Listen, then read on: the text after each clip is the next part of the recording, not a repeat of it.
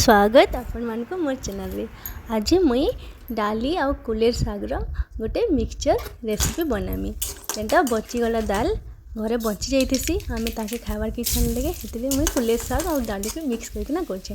Fast मुई इन बड़ी के भाजी के नहीं जाइछे आ तेल नहीं करी सुसो मिर्चा और प्याज देके भाजी देली। भाजी देला परे कुलेर साग के मैं काटी के रखी देथि ताके दे देली आ बड़ी जन भाजी के रखी ताके टिके चूरी दे करी हम दस्तारे ताके मुई एथिरे सागरे ऐड करदेली। आउ जेन रखी डाली राति बचिक रही होता डाली के मुई सागरे मिक्स करके ऐड करदेली। एबे आमे क्या करबा एटा के टेस्टी बनावार लगी गरम मसला टिके ऐड करदेमा। गरम मसला ऐड कला परे आम एटा के फुटवार के देमा। फुटी गला परे रेडी हो गला हमर दाल कुलेर साग मिक्स सब्जी। आपण माने भी एटा थोड़ी ट्राई करके देखुन। जदि भल लागबा प्लीज लाइक एंड सब्सक्राइब कर देबे।